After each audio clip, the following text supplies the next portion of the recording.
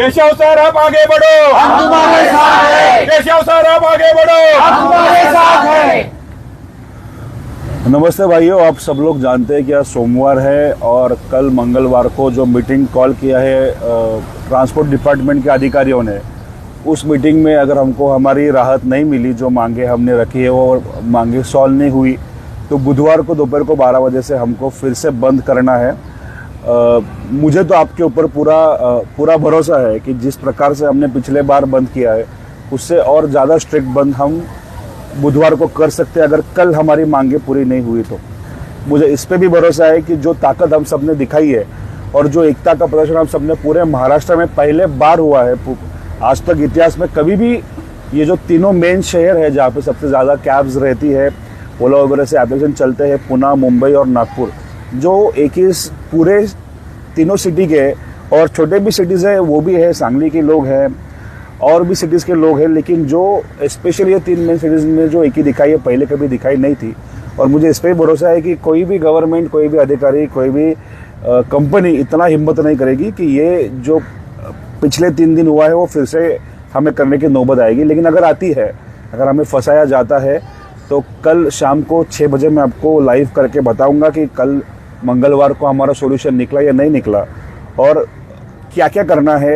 बुधवार को बंद तो फिक्स ही है हमारा, बुधवार दोपहर को 12 बजे से हमारा बंद फिर से फिक्स ही है। उसके साथ भी हमको क्या क्या करना है वो मैं आपको कल शाम को 6 बजे बताऊंगा। आप सबसे निवेदन है कि मुझे समझ में आ रहा है कि पुणे के काफ़ी एरिया के और मुंबई के भी काफ़ी एरिया के लोग और नागपुर के भी लोग अभी तक कैब्स निकाल नहीं रहे हैं। उनका बोलना है कि हम कंटिन्यू करेंगे, अभी अनशन चालू है तो हमारा कैब भी रुकेगा नहीं। मेरा आपसे सबसे निवेदन है कि ये जो सोमवार और मंगलवार के दिन में कम से कम इतना हम लोग कमाएंगे कि अगले कुछ हफ्तों का राशन हमारा निकल जाए। आप जो भी 1-1 रुपया कमाओगे उसके ऊपर पूरा हक आपका है। उसके बाद वो बैंक के हफ्ते बिफ्ते सब बाद में आता है। कोई भी आपको फोर्स नहीं कर सकता कि पहले बैंक का हफ्ता भरो फिर खाना। ज़्यादा से ज़्यादा कि 1000-1200 रुपये आपको फाइन लगेगा अगर आपका बैंक का हफ्ता मिस हो गया तो। और चलता है, अगर बिजनेस ही नहीं हो रहा है तो ये विजय माल्या वगैरह इतना पैसा लेके भाग गए, हम थोड़ी हमारी गाड़ी छोड़ के भागने वाले हैं। तो ये गवर्नमेंट को भी पता है, ये बैंक्स को भी पता है। तो जो भी कमाओगे वो एक तो खाने पे खर्च करो और अगले कुछ दिनों में अगर हमको आंदोलन करना पड़े, बंद करना पड़े, तो उसके लिए सेविंग्स करके रखो। उसके अलावा अभी फ़िलहाल कोई हफ्ते ये वगैरह भरने का ज़रूरत नहीं, क्योंकि आपका हर एक जो पैसा था उसका पहला हक आपके घर वालों के उसमें का खाना निकालना चाहिए, निवाला निकालना चाहिए, उसके ऊपर होता है। तो आप जिस तरह से अभी धंधा कर रहे हो उसके साथ आपको सबको अवेयरनेस भी फैलाना है, सबको बताना है कि जो रास्ते पे उतर के हमको काम करना पड़े उसका ज़रूरत ही नहीं पड़े। जैसे रिमोट कंट्रोल का टीवी का एक बटन दबाया तो बंद, चालू किया तो चालू। तो ये ताकत हमें और भी आ सकती है अगर 2 दिन आप सब में अवेयरनेस फैला सकते हो। मैं आशा करता हूँ कि जिस तरीके से हम लोग यहाँ पे पहुँचे हैं, ये जो मैंने पहले ही बोला था कि ये इनकी जो गुंडागर्दी खत्म होने को आई है।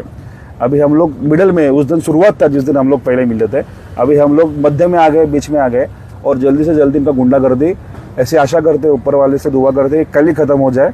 नहीं होते तो हम भी लड़ने को तैयार है। हम लोग अभी क्या पहले जैसे बैठे हुए नहीं कि आप कोई भी आओगे हमको लूट के चले जाओगे और हम लोग कुछ बोलेंगे नहीं।